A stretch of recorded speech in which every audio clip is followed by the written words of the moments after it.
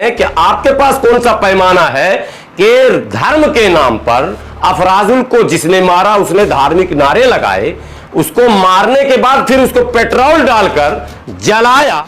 अफराजुल के हत्यारे के समर्थन यानी शंभूलाल रेगर के समर्थन में तमाम तर हिंदू संगठन जुलूस निकाले, शायद यह दिवस मनाए, और जब कोर्ट में पेशी हुई तो कोर्ट के छतों पर चढ़कर, जयपुर कोर्ट की बात बता रहा हूं, इन्होंने तिरंगा झंडा को उखाड़ फेंका और भगवा झंडा लहराया, यानी जजों को बाध्य किया कि सजा आप अपने मन से नहीं दोगे, हमारे मन से दोगे। आप जानते हैं ट्विटर पर क्या हुआ? सुप्रीम कोर्ट वायरल कराया गया, वो ट्रेंड कराया गया ट्विटर पर। किसने किया? सजा हुई किसी को, कंटेम्प्ट ऑफ कोर्ट का मुकदमा लगा। क्या गलत साबित करने वाले गैंग पूरी तरह से टीवी क्या, मंच क्या, प्रोग्राम क्या, सभी जगह सक्रिय है। सवाल का नाम ही इस्लाम है और जवाब का नाम ही इस्लाम है। संतोषजनक उत्तर हर सवाल करने वालों को मिलना ही चाहिए। तो दुनिया में ऐसे भी लोग हैं जो अल्लाह को नहीं मानते, रसूल को नहीं मानते, किसी को नहीं मानते साहब, नास्तिक भी हैं। तो नास्तिक भी जी रहा, हम कहां उससे लड़ने जा रहे हैं? मौलाना मुसलमानों से क्यों कहा जा रहा है? हाँ, मैं यही तो कह रहा हूं कि इस गैंग ने ये माइंडसेट तैयार किया है कि इतने सवाल पूछो इनसे, इतने सवाल पूछो इनसे कि ये हमसे सवाल न पूछ पाए। अमरावती के घटना को लेकर एक हफ्ते से लगातार डिबेट हो रहे हैं। अच्छी बात है, होनी चाहिए। क्या अफराजुल के समय भी 2-4 दिनों तक डिबेट हुआ था? क्या पहलू खां के समय भी हुआ था? क्या जुनैद के समय में हुआ था? क्या और अभी रिसेंटली एक जैन समुदाय के लोगों को मुसलमान समझ के मार दिया। अरे अखबारों ने जगह नहीं दी उसे, कहीं छपा तक नहीं अखबार में। और देखिए, सवाल बहरहाल गंभीर है और सवाल बेहतर है। जितना ज्यादा सवाल मुल्क में होगा, मैं समझता हूं जो कंफ्यूजन लोगों ने बनाकर रखा है वो तस्वीर, वो धुंध जो है वो पूरी तरह से हटेगा, तस्वीर साफ होगी। मजहबी जब भी डिबेट आप देखते होंगे चैनलों पर या किसी प्रोग्राम में, तो साफ लफ्जों में ये बात सामने आ जाती है कि मजहब के नाम पर सबसे संजीदा, गंभीर या सीरियस कोई दिखता है पूरी दुनिया में तो वो है मुसलमान। और मुसलमान का बच्चा बच्चा मजहब के नाम पर कम से कम संजीदा दिखता। हाँ, जहां जहालत है वहां मजहब के कुछ और मायने कोई समझ ले, ये एक अलग बात है कि मजहब को पूरी तरह से जिन लोगों ने नहीं समझा, वो भी मजहब के नाम पर जज्बाती होकर कुछ कह जरूर देता, जैसे आपने सरतन से जुदा की बात कही, लेकिन मजहब को पूरी तरह से खंगालने के बाद भी आपको कहीं वो कमी नहीं मिलेगी जिसको सार्वजनिक कर कर आप जग हसाई करवाना चाहे। आपको एक बात बता दूं, एक पूरा गैंग है इस मुल्क में जो आरएसएस ने बनाया है। उस गैंग को तमाम तरबियत, पूरी ट्रेनिंग ये दी जा रही है कि इस्लाम से, इस्लाम की तालीमात में से वो नुक्स, वो पॉइंट निकालो, उसको चिन्हित करो, उसकी निशानदेही करो, जिससे मुसलमानों को या इस्लाम को हम घेरे और कटघरे में लाकर खड़ा कर दें और ये साबित कर दें कि इस्लाम में ये कमी है, यानी मसावात की बात गलत है या फिर अमन की बात गलत है या इस्लाम में मतलब जितनी बातें कही जाती इस्लाम के ताल्लुक से वो गलत है। गलत साबित करने वाले गैंग पूरी तरह से टीवी क्या, मंच क्या, प्रोग्राम क्या, सभी जगह सक्रिय है। और एक बात बताऊं, यूनिवर्सिटियों में भी इनके एजेंट अब घूम रहे हैं और मुस्लिम नौजवानों को इस्लाम के उस बारीकी को, जिस बारीकी को समझने के लिए गंभीर होना, सीरियस होना और उस इल्म का पूरी तरह से जानना, तीनों बातें जरूरी है। वो बातें जो कि यूनिवर्सिटी में पढ़ने वाले बेशतर लड़के नहीं जानते। लेकिन सर सवाल ये, मैं इसको मुकम्मल करता हूं, बेशतर लड़के नहीं जानते और उस बारीकी को नहीं समझते। ये जो एजेंट आरएसएस के घूम रहे हैं, ये उसी को दूसरे अंदाज में पेश करते हैं। वो बच्चा यूनिवर्सिटी से घर की तरफ लौटता या मौलाना से रुजू करता। ये बदकिस्मती हमारी है कि उस तरह की बारीकियों पर हमारे भी स्कॉलर की नजर कम है।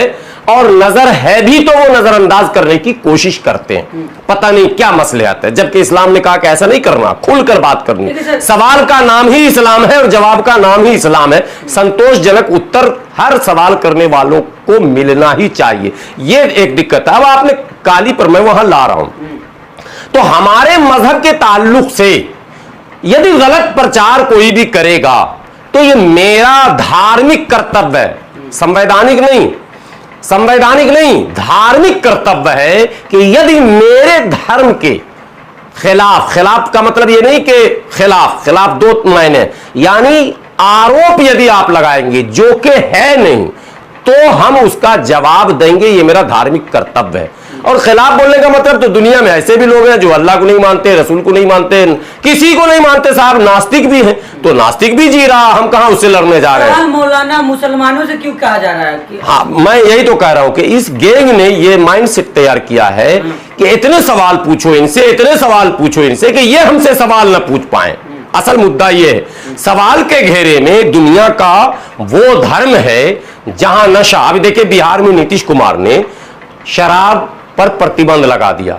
हैरत की बात यह है कि नरेंद्र मोदी जी जब गुजरात के मुख्यमंत्री थे तो उन्होंने भी शराब पर प्रतिबंध लगा दिया था। मतलब शराब गलत चीज है और इस्लाम ने 1400 साल पहले कह दिया शराब हराम है। अब बात समझ में आई आपको? लेकिन आज मैं कह रहा हूं कैमरे पर, और इसको आप विवादित बनाकर पेश करें या सुनने वाले इसको नकारात्मक ले, लेकिन सच्चाई है, समाज की सच्ची तस्वीर है कि जो हमारे बिरादर वतन है हिंदू भाई, उनके मजहब में न पीना सिर्फ जायज रायज है बल्कि कुछ मौकों पर जरूरी है। और माने पूजा पाठ अनुष्ठान और इस तरह के धार्मिक उनके उत्सवों में, जैसे एक त्योहार होली है, होली का मतलब लोग जो निकालते हैं भावनाएं हाथ हो जाएंगी, नहीं भावनाओं को केस हो जाएगी सर। केस मुकदमे की क्या बात है, जो बातें हैं वो होली में हमारे हजारों दोस्त हैं, हमारे गांव के लोग हैं, हम लोग अपने बच्चों को कहते हैं सड़क पर नहीं निकलो। क्यों? होली में तो सारे त्योहार हम मिलकर सेलिब्रेट करते हैं, तो होली में क्यों मना करते हैं? इसलिए मना करते हैं कि शायद उनको होली में यह बता दिया गया कि पीना जरूरी है।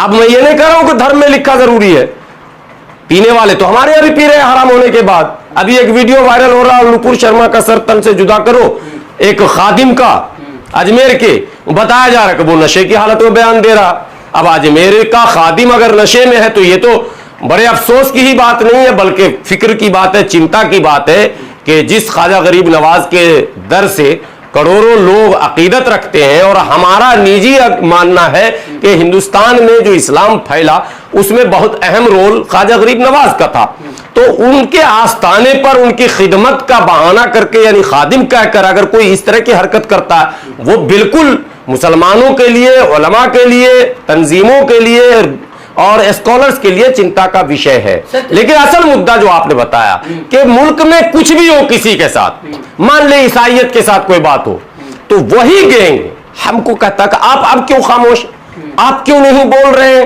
फला चीज हो गया मुल्क में, आप क्यों नहीं बोल रहे। सवाल का जवाब मौजूद है, लेकिन हमारा सिंपल सा क्वेश्चन है कि हम क्यों बोले।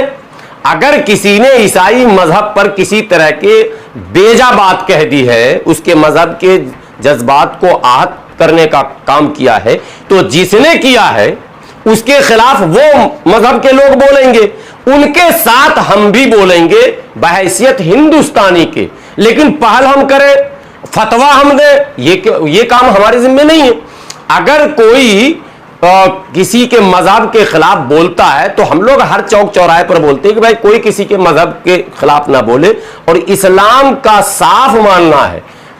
माने ये कोई ऐसी हदीस नहीं जिसमें विवाद हो, ये मुत्तफका तौर पर सभी लोगों ने इसको कबूल किया है कि हमारे आका ने खुद फरमाया कि तुम किसी के खुदाओं को बुरा भला ना कहो। तो जब हमें हमारा मजहब कर रहा तो हम तो मना कर रहे हैं।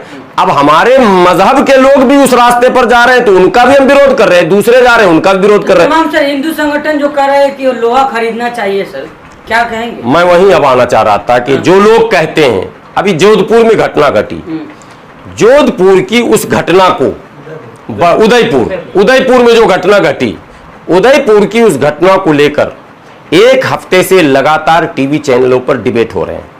अमरावती के घटना को लेकर एक हफ्ते से लगातार डिबेट हो रहे हैं। अच्छी बात है, होनी चाहिए, लेकिन जरा सा रिकॉर्ड निकालिए तो टेलीविजन का, क्या अफराजुल के समय भी 2-4 दिनों तक डिबेट हुआ था? क्या पहलू खां के समय भी हुआ था? क्या जुनैद के समय में हुआ था? क्या पहलू क्या कहते हैं वो दादरी वाले में अखलाक में हुआ था? क्या तबरेज में हुआ था? क्या नजीब में हुआ था? क्या और पुणे में जो उस इंजीनियर को दिन दहाड़े मारा उस पर हुआ था? क्या और अभी रिसेंटली एक जैन समुदाय के लोगों को मुसलमान समझ के मार दिया। अरे अखबारों ने जगह नहीं दी उसे, कहीं छपा तक नहीं अखबार में, और टीवी वालों ने बस ब्रेकिंग न्यूज चलाया और हटाया। भाई सवाल हम आपसे भी करते हैं कि आपके पास कौन सा पैमाना है कि धर्म के नाम पर अफराजुल को जिसने मारा उसने धार्मिक नारे लगाए, उसको मारने के बाद फिर उसको पेट्रोल डालकर जलाया और उसका वीडियो वायरल किया उसने, और उसके समर्थन में, अब असल बात इसको समझिए, अफराजुल के हत्यारे के समर्थन यानी शंभूलाल रेगर के समर्थन में तमाम तर हिंदू संगठन जुलूस निकाले, शायद यह दिवस मनाए, और जब कोर्ट में पेशी हुई तो कोर्ट के छतों पर चढ़कर, जयपुर कोर्ट की बात बता रहा हूं, इन्होंने तिरंगा झंडा को उखाड़ फेंका और भगवा झंडा लहराया, यानी जजों को बाध्य किया कि सजा आप अपने मन से नहीं दोगे, हमारे मन से दोगे। कोई बताए उदयपुर की घटना, अमरावती की घटना या इस तरह की कोई और घटना अगर कहीं हुई, कोई मुस्लिम संगठन उसके समर्थन में आया क्या? नहीं आया और आएगा भी नहीं। कोई जज के खिलाफ कमेंट किया? नहीं किया। अभी एक हमारे सुप्रीम कोर्ट के जज महोदय ने एक सिर्फ टिप्पणी की, कोई फैसला नहीं दिया। आप सोचिए अगर फैसला दे दिया होता तो क्या होता। टिप्पणी के बाद, मैं फैसला और टिप्पणी बता रहा हूं अभी, टिप्पणी के बाद जो कि सच्चाई थी, जो कि बिल्कुल 100% आईना दिखाने का काम किया था नुपुर शर्मा पर, जो सुप्रीम कोर्ट ने टिप्पणी की, आप जानते हैं ट्विटर पर क्या हुआ? सुप्रीम कोर्ट वायरल कराया गया, वो ट्रेंड कराया गया ट्विटर पर। किसने किया? सजा हुई किसी को, कंटेम्प्ट ऑफ कोर्ट का मुकदमा लगा क्या, और लगातार पोस्ट हो रहे हैं उस जज के खिलाफ।